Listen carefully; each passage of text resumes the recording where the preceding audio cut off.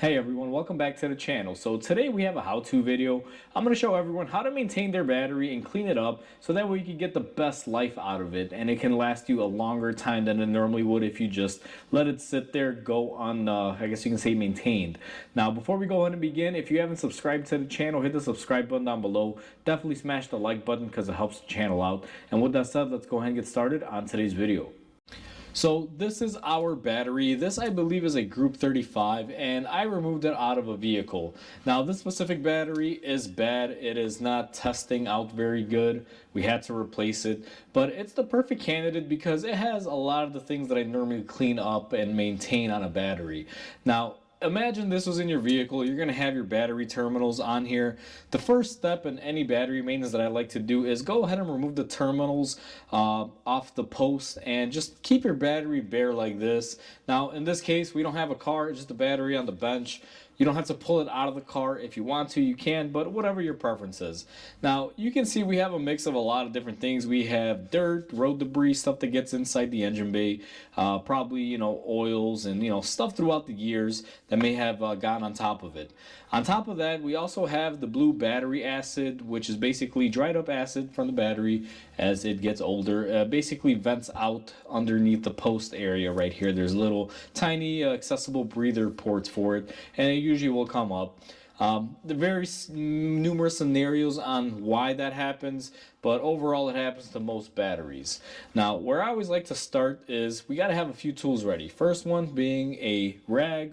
It could be microfiber, whatever you prefer. We have a battery cleaner spray, and then we have a battery protection spray, and we have these two tools. Now, you don't really need both. One or the other will work. I'm just going to choose to show both styles while we have them.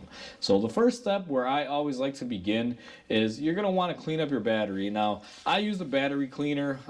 What basically this is baking soda and water probably mixed into a can. Now, this is the brand that I use. Doesn't really matter. You go to a parts store, they got all bunch of it. So what I like to do is shake this up, and then I'm going to go ahead and spray it. Now the reason why I like using the battery cleaner, this has neutralizing agents in it. So when it comes onto the battery acid, it will actually neutralize it and I guess you can say kill it in a way. Just make it not as reactive. Now you want to give it a second or two. You can see it's going to fizz out. And then what I always like to do is just go ahead and hit it again. Now the second coat, I don't really let it fizz on there too long. And then what I do is I take my microfiber towel or shop rag, whatever you prefer to use, and I'm just gonna wipe up the whole entire area. And I'm gonna get on the post here, go around them, and just make sure generally I have everything nice and clean. Now this battery does have a handle. Don't forget to get up underneath there, give it a good wipe because the battery acid will wind up getting underneath the handle. And as a matter of fact, I'm going to give that a quick spray there just in case we have any active battery acid, and then clean up the handle area as good as you can. Again, you're not going for craziness, just give it a general cleaning. Now the main reason why you want to give it a general cleaning is that if you have dirt and debris on top of the battery and even that battery acid like we had on this one, what will generally happen is as all that dirt and debris collect on it, it can basically, I guess you can say, make contact between the positive and the negative and act as if there's a mini load on the battery. I know that's a little difficult and most will debate and say that's not true, but I've seen it happen where I've tested cars where the battery had a bunch of acid on here and somehow the acid was still liquidy, and when moisture would get on it, it would act as like a light in between here, just basically loading up the battery, causing it to very slowly drain. So that's the main reason why I like cleaning that up, making sure it's nice and dry up here.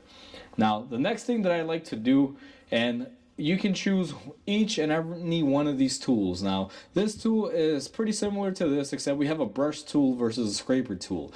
Now, the way this one works, just to showcase it, is you have one end here that's for the positive, or sorry, for the negative terminal, and then one end here for the positive terminal. And the way these work is they go on the post, you slide them on, and they have a little blade there that'll scrape it up.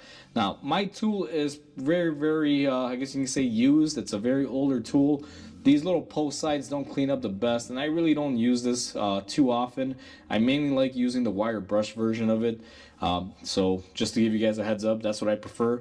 And what we have on this end is a little scraper that you can put on the terminal and basically scrape it clean, but that's not really going to be used in this video. So for this specific one, what we're going to do is find the tab that says the positive side, because one is a little bit bigger than the other, and you're going to want to slide this onto your battery. Now these, the reason why I don't like using them is because of this sheer fact right there that sometimes they don't want to go on. But once you get it on, what you're going to want to do is just lightly move this around here. And you want to go with the blade, meaning if your blade is here, you want to follow it that way, kind of like a spring type thing.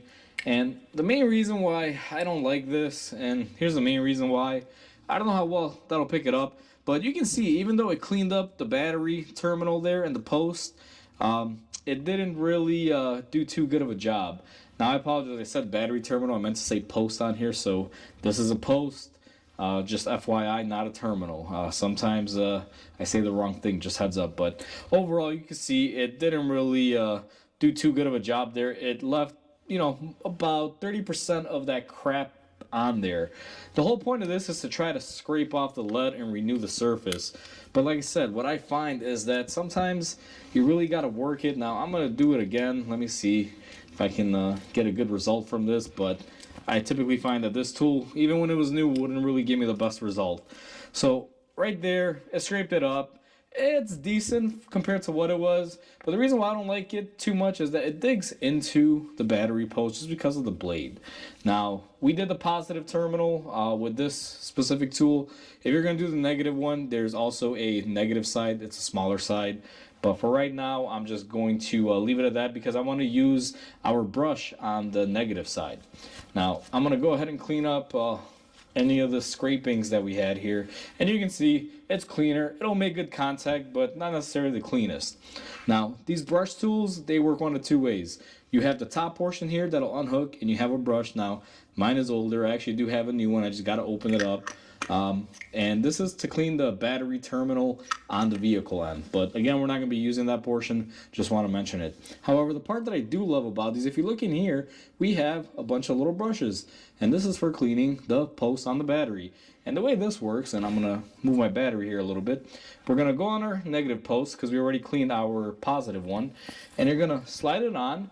And then all you're going to do is just move this around. Now you will find that it only wants to go in one direction. So you're just going to spin it on here and give it a couple spins just like that. And you will notice that we have a nice new shiny surface on here. Now again, the more you work at it, the better it'll get. Sometimes you can try running it in reverse like this and get those bristles to really contact.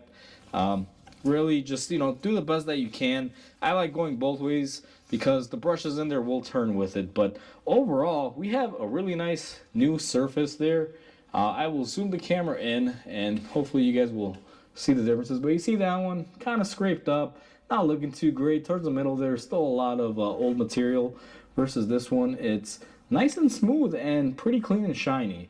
So that is why I like using the brush style on my batteries. I'm not a big fan of using this tool anymore. I really like this tool for inside the terminals when you got heavy deposit. It'll clean up really well there. But what I'm going to do now is put my brush on our positive terminal here. And we're going to clean up this one because our other tool didn't really do a good job. And once again, if you're able to get it to turn the other way, try to get it to do that. Now it seems to be impossible on the positive terminal because it is a bigger terminal, but let's see what we get here. Now if we had just used this straight out the bat, I think we would have gotten a much better result. This is why I always like using the brushes. So I'm going to give it one more sweep here, and honestly that's a lot better. So just to give you a comparison, I mean look, even this one that was pretty bad with the other tool came out pretty good, almost similar to that one. However, we do have a couple gouges in it, so that's why it's not going to look perfect.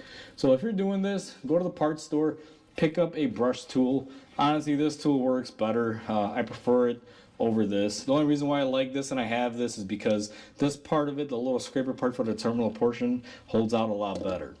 So after you've cleaned up your terminals and you've gotten a nice new surface on it, what I also will do afterwards is, once again, take my battery cleaner and just go ahead and hit it one more time and give it a couple seconds. Let the battery cleaner dig in.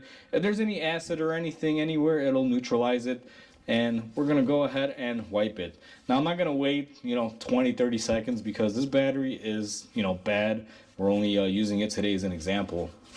So we're just gonna go ahead and wipe it up and give it a good amount of time to dry up, or maybe hit it with another dry rag and clean up these posts really well. Make sure they're not wet. Now at this point you would proceed to go ahead and clean up your battery terminals on your vehicle and go ahead and hook everything back up. Now I don't have any battery terminals here, but let's just imagine we hooked up our battery terminals, everything's ready to go. What I like to do in that scenario then is take my protectant spray, and I like spraying it all on the top of the battery. Now give it a nice coat. And if our terminals were placed on here, obviously this stuff wouldn't get in between, but even if it does, it's not gonna prevent the battery from supplying power. It's just gonna help protect it. And the main reason why I like using this product, or using a sealer product like this, a protectant, is because if this battery were to, let's say, start spewing acid in the future, the surface that this leaves behind won't cause it to basically have that false load on there if you were to get water across it. It helps dissipate and keep stuff like that down. So by spraying the protection spray, you're actually helping the battery and you're actually sealing it up, preventing it from getting any sort of contamination that'll possibly cause any issues with it. Now, you will have to clean it up eventually. I like doing this once a year. Typically right around springtime is when I like doing this, or right before winter. It just really depends. Whenever I see the battery starts getting acid over it and it looks like it needs a nice cleaning, if you were to do this, you're going to help the contact patch on the battery terminals and on the post, and the battery will get recharged better. It'll have better electricity flowing to it, because over the years you can get stuff in between from moisture that'll cause the battery not to have the best contact. Even though the battery is working and will give you power, it may not have the best going for it. So that's why I encourage doing this at least once a year or every couple of years, depending on how your battery takes to needing a cleaning. Some batteries I find are cheaper, they need more cleaning because they'll spew more acid on top from the terminals, and I find some that once every couple of years need to clean them up. So depending on which battery you have, this will vary for you, but overall it's the same process on everything. And this is the proper way to maintain your battery for as long as you can, to try to get the most life out of it. Now this specific battery I want to say is a cheaper battery. I'm not exactly sure about the Bosch, even though it says premium. It says 3-year free replacement, so I'm assuming it's like a middle line or cheaper battery. I'm not exactly sure, but overall that's how you clean up a battery. Hopefully you guys enjoyed this video. Please comment, like, and subscribe because it definitely helps the channel grow. Hope everyone has a wonderful day, and I'll catch you on the next video.